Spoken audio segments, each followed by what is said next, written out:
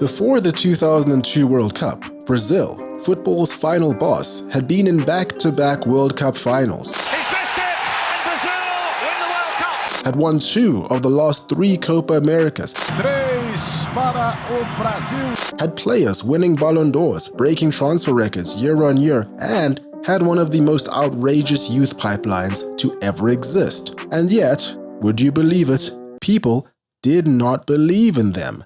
Bookies across the globe had Brazil barely cracking the top 4 for the 2002 World Cup. Argentina, France, Italy, even Spain were all considered to be stronger by many. And honestly, as crazy as it sounds, this was not an outrageous opinion. Qualification was a nightmare. Starman Ronaldo was coming off almost 2 years of injury and battling a fear of falling asleep. 5 different managers took charge in a 4-year period. Rivaldo could have been killed. He could have been killed. But because this is what they do, none of it mattered to Brazil, evidenced by the fact that they won every game without the need for extra time or penalties, evidenced by the fact that all those teams lost to a guy with this haircut. With fashion choices like this, you have to ball hard. He did. So let's look a little deeper. Today we discuss arguably the most flawless World Cup campaign of all time. Today we discuss the last time Brazil was untouchable. Our story begins in Paris in 1998, France versus Brazil World Cup Final. The holders and favorites for the trophy against the hosts and new football superpower. Hours before the event, the world braced itself for what was expected to be one of the greatest showdowns of all time. Little did they know, they would not be getting the show they expected. Somewhere in a hotel just outside of Paris, the greatest footballer on the planet began to convulse. His teeth locked together, foam gathered at the edge of his mouth. His roommate, Roberto Carlos, scrambled into the hallway in an absolute panic, screaming for a doctor. Teammates Edmundo and Doriva, staying in the room next door, ran inside, witnessing a scene that they would later describe under oath as, quote, shocking and terrifying, before sprinting down the hotel corridor themselves. Defender Cesar Sampaio had the quick thinking to pull the striker's tongue out of his throat and clear his airway. The player was Ronaldo Nazário. Almost 3 decades later, the details regarding all of this are still highly contested, although there are points that are not up for debate. 8 p.m., an hour before kickoff, the initial team sheet is made public. Ronaldo is not on it. Apparently, he had suffered an ankle injury against the Netherlands. Doubt. The press box descends into chaos. 8:30 p.m., an updated sheet is circulated. Ronaldo is back. Even more doubt. After nobody on Brazil's side took to the pitch for a pre-match warm-up, Ronaldo and his boys walked onto the pitch at the Stade de France with everyone knowing something was up. However, the world had nothing more than a team sheet debacle and a rather pale-looking Ronaldo to base that assumption on. Brazil walked into a slaughter as France demolished them by 3 goals with no reply. Brazil's number 9 was a husk of his former self, going through the motions, ineffective. Ronaldo himself only spoke on the details of this night 3 years later, and here's where things get interesting. It was in front of Brazilian Congress. The reason he was there was that someone believed that Nike, who sponsored Brazil, had forced Ronaldo onto the pitch despite being ruled out by team doctors. This was never proven. As you've probably already guessed, conspiracy theories still dominate this event. One theory states that a botched anesthetic injection had accidentally entered his vein. Another suggests that there was some kind of French sabotage at play. One more says that bribery surrounding the hosting rights for the 2006 World Cup had a role to play in all this. From an officiating perspective, much of this is unknown. Ronaldo has even gone on record saying that the doctors were not sure what happened as they could not find anything abnormal within him. He's also gone on to say that whatever actually happened, it left him being afraid of falling asleep,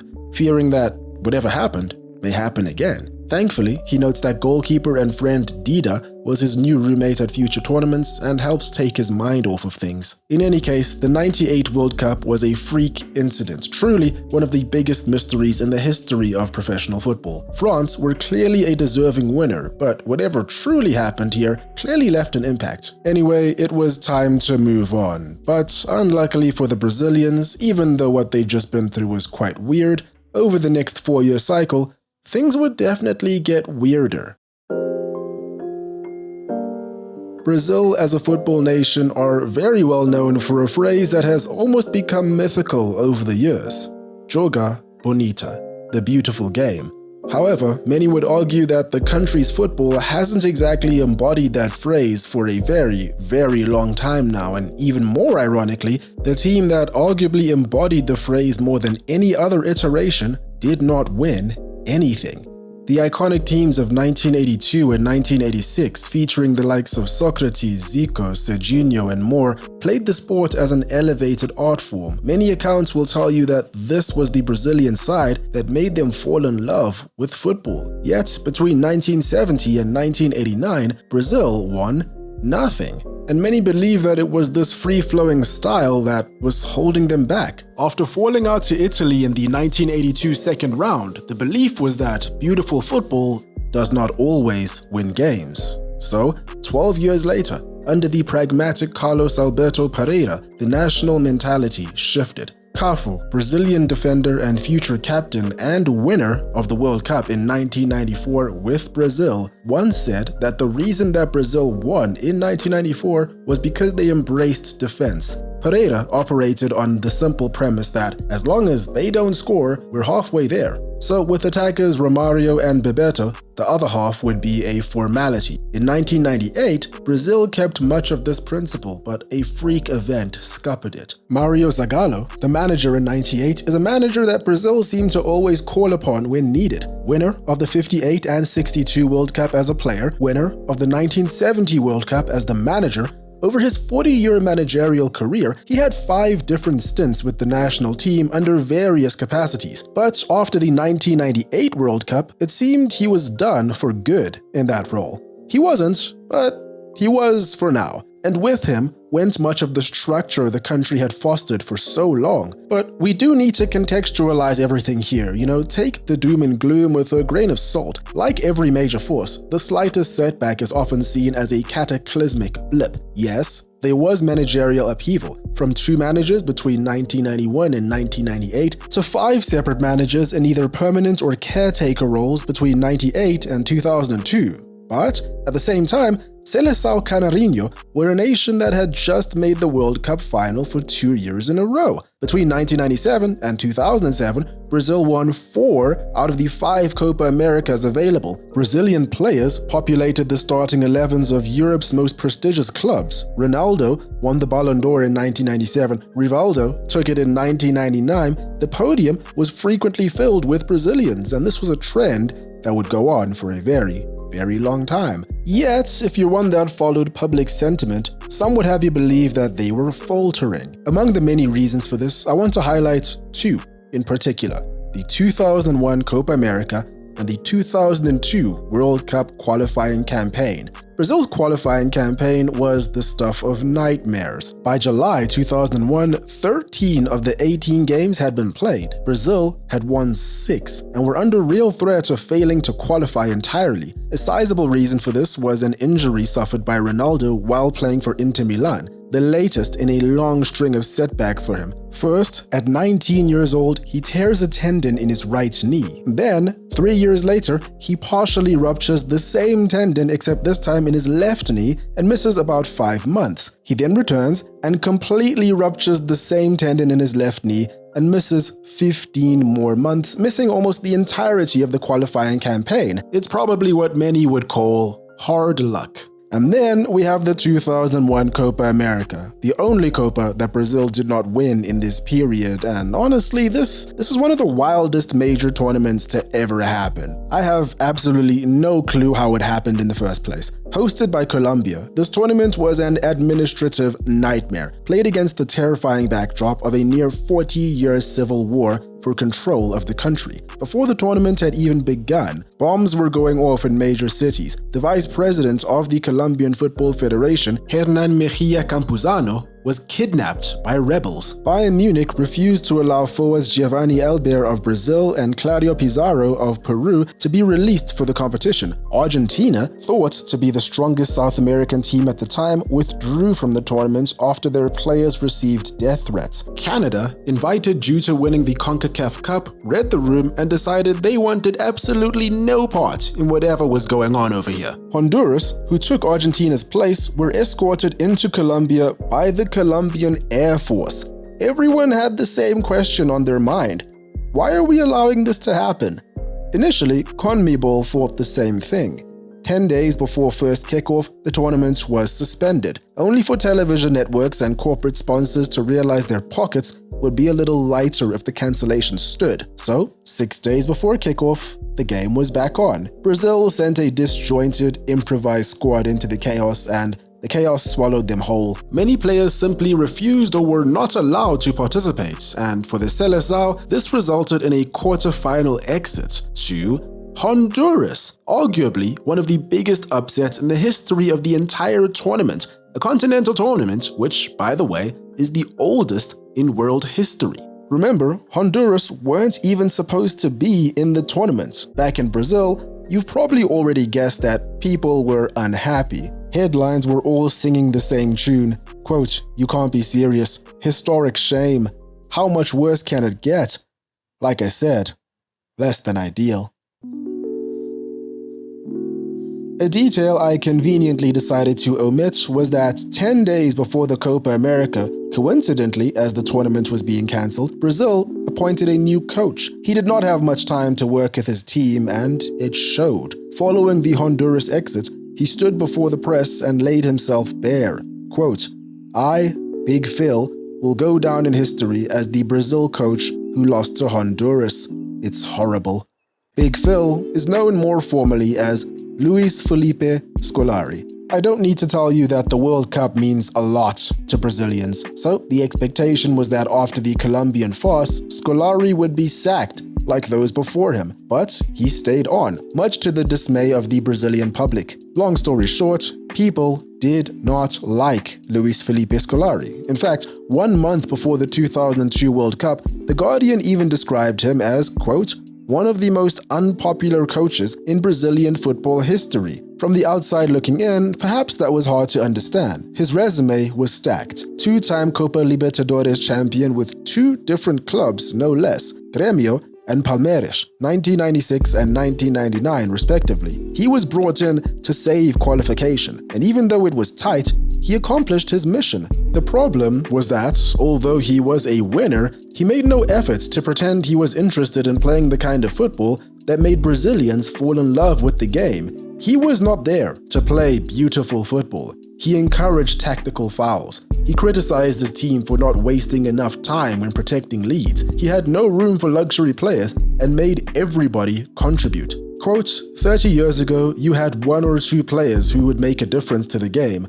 Now, we have an ensemble. If you don't have a well-organized group, you don't win.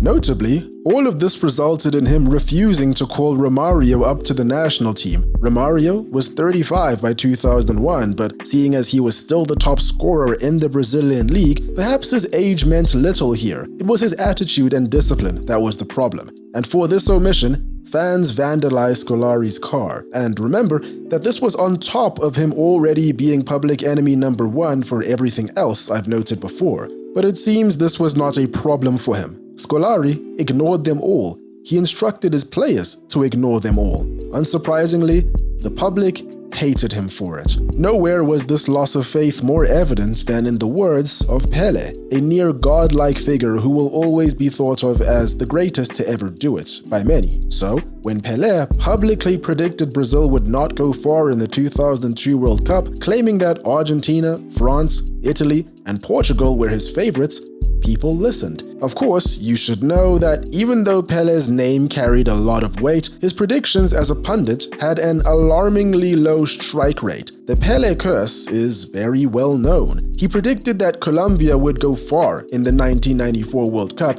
and that Brazil wouldn't win. Colombia got grouped and Brazil won. He predicted that Spain would go far in 1998. They were grouped. He predicted that China would make it out of the 2002 group. It didn't happen. As we'll see in a little bit, this was because of Brazil. Pele's 2002 predictions were heard loud and clear by the Brazil camp, but I want you to shelf and hold on to them for now. They'll come up again later. Scolari's honest response would only come following the cup. 1 year into his Brazil stint, Scolari took his men to the 2002 World Cup hosted by South Korea and Japan. But before we get into that, let's talk tactics and personnel. For a whole year, Scolari had infamously drilled his team into an ultra-defensive shape. And then, in a shocking turn of events, as the opening game of the World Cup dawned, he decided to subvert everyone's expectations and did something completely different. Brazil had historically been creatures of habit, employing 4-4-2s almost exclusively, with the occasional 4-3-3. Scolari, inspired by Marcelo Bielsa, then coach of Argentina, had tested a 3-at-the-back system once or twice during qualifiers. Evidently, he had seen enough to believe this was how Brazil would earn another star. In fact, Brazil would start with 4 at the back in only one game all tournament. Otherwise, it was either a 3-5-2 or a 3-4-2-1. Both bet heavily on the front men. In goals was Marcos, reliable and sturdy. Only 4 goals conceded all tournament, only 1 in the entire knockout phase. The back 3 of Lucio, Edmilson, and Roque Jr. provided a physical, aggressive base. Lucio was a special case, a centre-back, talented enough to be given license to break out of the back line and push towards the hole. The width came almost entirely from the wingbacks, Cafu on the right and Roberto Carlos on the left. Both were among the best attacking fullbacks of their generation and are considered no worse than top 3 of all time in their position. Knowing the 3 centre-backs could absorb the space behind them, the system freed them to push high and supply the front lines. The midfield pivots were either Gilberto Silva or Kleberson, or both, neither of whom were too flashy, but did the dirty work required. Veteran Emerson was the first choice in this area, but he injured his shoulder prior to the World Cup as he was playing goalkeeper in a practice match. What a way to go. Gilberto Silva was a tireless screen, positionally sound and smart at recycling possession. Kleberson was more box-to-box, but together they were perfectly balanced. In front of them was the legendary trio that almost everyone remembers the squad for, the 3 R's. Ronaldo, Rivaldo, Ronaldinho. Ronaldinho, the smiling, dancing 22-year-old that would go on to make countless fall in love with the game. Ronaldo, the 25-year-old that already had a Ballon d'Or to his name, had only just returned from his 3rd quote-unquote career-ending injury and was still fielding questions regarding the 1998 World Cup fiasco, was somehow still the best player in the world. Don't try to understand it, just enjoy. And then there was the 30-year-old Rivaldo. Funnily enough, Rivaldo had also spent quite some time on the nursing bed, missing about 2 months of football in the 4 months before the World Cup. But as always, he was ready. These 3 were immaculate talents that any nation would be lucky to produce just one of in a generation. Brazil had all 3 all at once. And the thing about them is that this wasn't your usual front 3 with your central player that is flanked by 2 wide players. These were all narrow players, used to occupying a lot of the same spaces. However, because these are all such supreme talents, they were able to coexist in harmony, dribble their way out of tight spaces, prevent crowding each other, and form a near telepathic relationship. However, and this is a big however, let's not forget that hindsight is 2020. At the time, evidently their own country were not behind them, and they were not even considered worthy of the podium by the rest of the world. The world, and Brazil, apparently, can be a funny place, you know? This is what Brazil was working with in the 2002 World Cup. Quite the lineup, stacked from top to bottom. The tournament started off with intensity and quite possibly one of the most ridiculous moments to be televised in a World Cup. Brazil's opener was against Turkey, where the Turks drew first blood, but in the end, Ronaldo and Rivaldo proved far too clinical, rounding out a 2-1 win. After having taken the lead late on, Rivaldo sauntered over to the corner flag, taking his time while doing so. Turkish left-back Hakan Ünsal, in an attempt to get the ball in play once more, kicked the ball over to Rivaldo, striking his knee, causing him to collapse like a pile of bricks while clutching his face. It was perhaps the greatest theatrical performance of 2002, and Spider-Man came out that year, by the way. Shout out Tobey Maguire. Ünsal was red-carded. And just in case you missed it, this right here is the linesman, who apparently saw nothing. Definitely not the last questionable decision to be made in this tournament by referees. Rivaldo, for his sins, received a hefty punishment, $7,000 as a fine. He showed no regrets in his actions too. Quote, "My experience counts. I think he deserved to be sent off. It may not have hit my face, but the Turkish player should not have done that in the first place." End quote. Moving on, here's a fun fact for you. Out of the 18 goals Brazil scored during their campaign, players whose names began with the letter R scored 16 of them, accounting for 89% of the offensive output. It remains the highest percentage of goals a World Cup winning team has ever received from a single letter. I must admit, I actually don't know if that's true. I read that somewhere and, verifying it sounds like a lot of work, so I'm not gonna do it. It's a cool stat though, if true. Against China and Costa Rica, Brazil coasted through with little to no effort on a 9-2 aggregate scoreline. Roberto Carlos pulled out one of his famous free kick pile drivers to open the scoring against China, making him the only R other than the 3 Rs on that list from earlier on. Early R on. Also, Edmilson pulled this one out the bag against Costa Rica, pretty good. Spain and Brazil were the only teams to escape the groups with a perfect record. However, while Spain would go on to crash and burn against the hosts in the quarterfinal, Brazil would push on. First came Belgium in the knockouts, a tough matchup, but Ronaldo and Rivaldo made it look easy with 2 goals. By this point, interestingly enough, every single one of Pelé's pre-tournament favorites had crashed and burned. Argentina, France, Portugal, all gone in the group stage. Italy, gone in the quarterfinals. China finished with 0 points, 0 goals, and shipped 4 against Brazil. As we can see, the Pelé curse was very real. Next up, it was England, quarterfinals. England, as they always are, were tipped to go far. This was no easy matchup even for Brazil. However, Ronaldinho rose to the occasion, going on to produce a truly peculiar performance. I mean, he did everything, good and bad.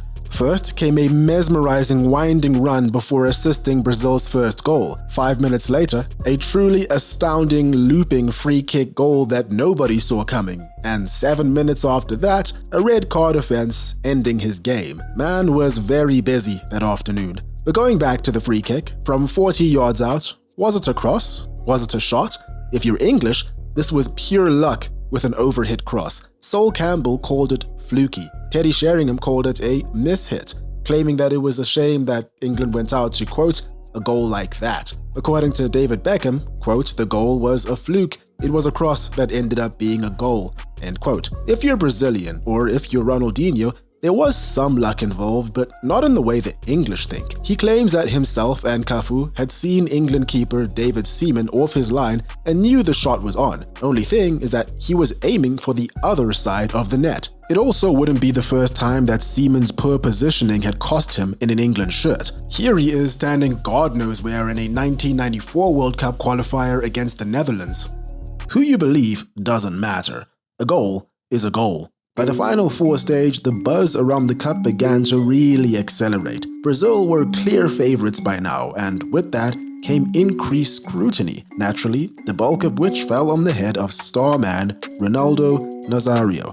Remember, Ronaldo was only just back from basically 3 years of rolling injuries. He should not have been this match fit or sharp. It made no sense. The media took every chance to remind everyone of that. And yet, he answered all the pre-tournament media questions by dominating nonetheless. Still, the chatter did not stop, so Ronaldo improvised and gave them something else to talk about. In the days leading up to the semi-final against Turkey, a rematch from the group stage, Ronaldo had Dida shave his head. Everything, except for the front bit.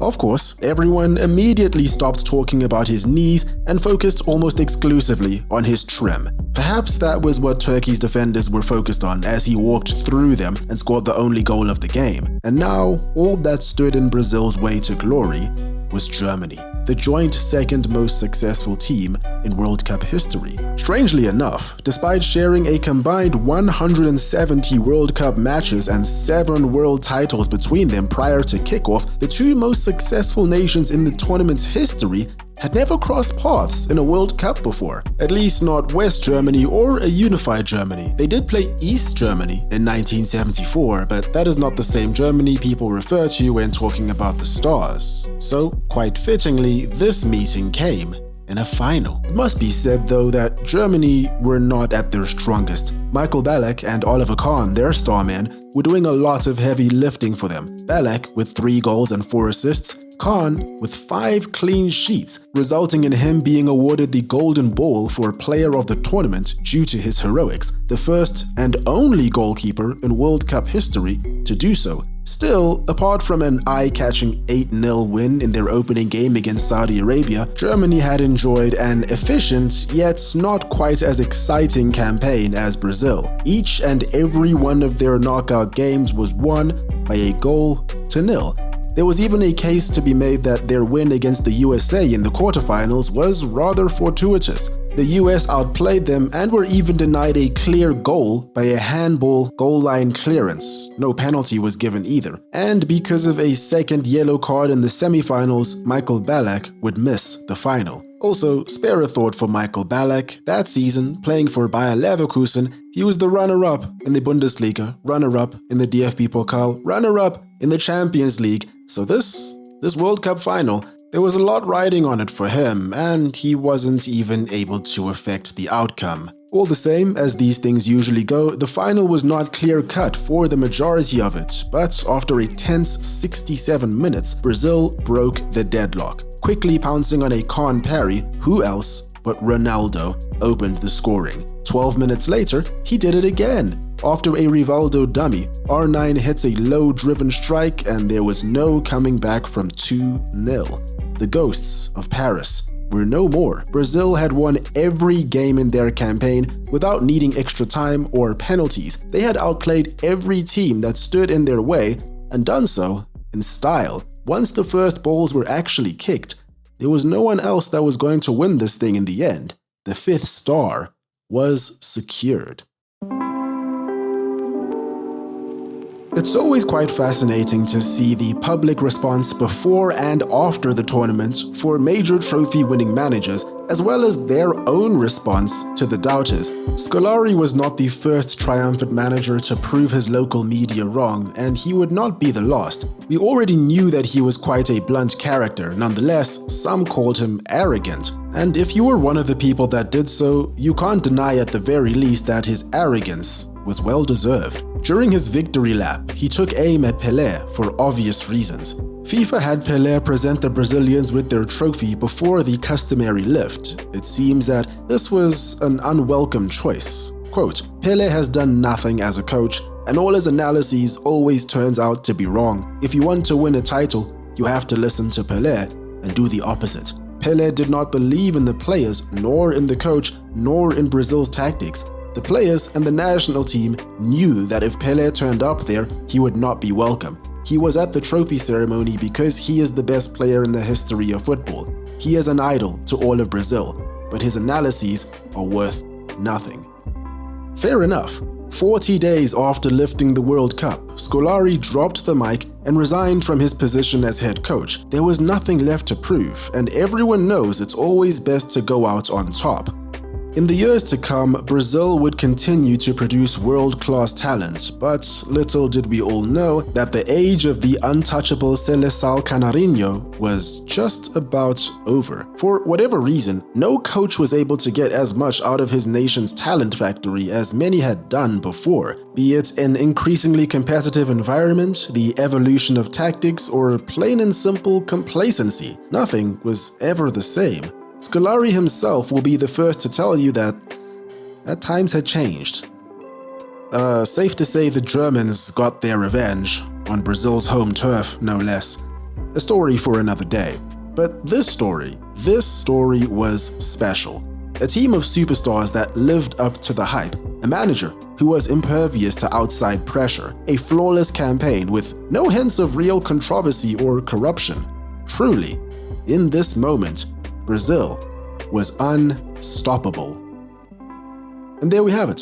Thanks so much to those supporting the channel on Patreon. You're directly funding the editing and research of these videos. Hope you all enjoyed. Hope you're having a great day. Cheers, and I will catch you in the next one.